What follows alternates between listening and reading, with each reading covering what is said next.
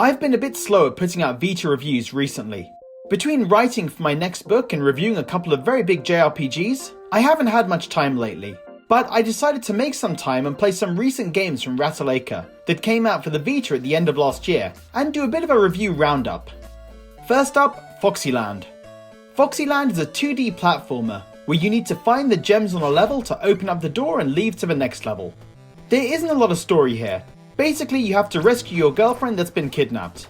This style of game is not new, but I found Foxyland a fun game. You've got spikes, traps, chasms and enemies to contend with as you search for the gems, and there was a decent level of challenge, especially as you progressed in the game. The levels were well designed, and I found a few quite tricky at first, which was good as it kept me on my toes and kept me interested. I loved the pixel graphics, and I found the death screen of Foxy crashing on the screen didn't get old. I did find the music a bit repetitive though, and I wasn't a fan of it after a while.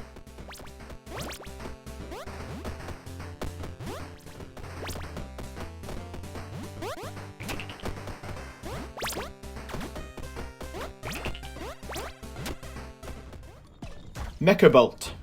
Mekabolt is also a 2D platformer, but the aim is simply to make it to the end of a level.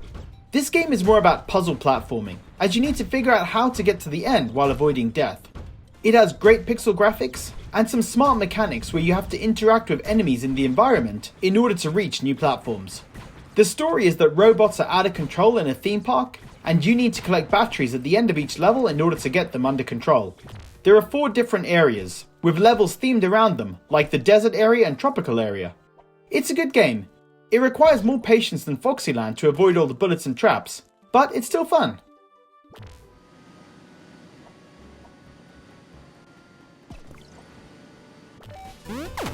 Deep Space Rush. Deep Space Rush is a never-ending arcade shooter. You have to travel across a ship full of alien enemies and kill them while collecting money. There are a load of new weapons to buy, and you can upgrade those weapons as well as your health. You're basically chasing a high score. You go through the ship, kill enemies, get cash, buy upgrades, and then do another run and hopefully get further and get a higher score. It's fun, but it really needs an online leaderboard. I don't know if there is one for the PS4 or Switch versions, but I didn't see it on the Vita version. I enjoyed it for a bit, but I felt it was missing a purpose to playing. Playing to unlock all the upgrades and beat my score is not as interesting as trying to beat scores of others. Himno. Himno is a really interesting game. It's described as a non-violent platformer, and I didn't really understand what that meant until I played it. Basically, you jump and climb around stages looking for the exit to the next area. It's procedurally generated, so you likely won't play the same level twice, and so each time you play you have to search again for the exit. If you fall off the platforming areas, you have to start your run again. I found it quite unique, this focus just on exploration, with no concern for fighting enemies or survival other than not falling into the ocean below. And the music and atmosphere had me curious about the world, but there's no explanation of what's going on and why the character is on this journey. I don't need a story for every game, but with an interesting setup like this I wanted to know more. You also collect gold and these green orbs that fly around you, but I don't know what they were for because there's no explanation. It's unique and it's a good game, but I think it's missing things that could have made it great. Super Boxland D-Make. Super Boxland D-Make is a puzzle game where you basically need to push the boxes onto switches to open the door to the next level. Some of the puzzles were pretty clever, and it has a rewind mechanic in case you make a mistake, but I just wasn't feeling this game. It's got a lot of levels, and if you're a fan of puzzle games you'll probably like it, but I just felt a bit bored of it and it didn't hold my attention.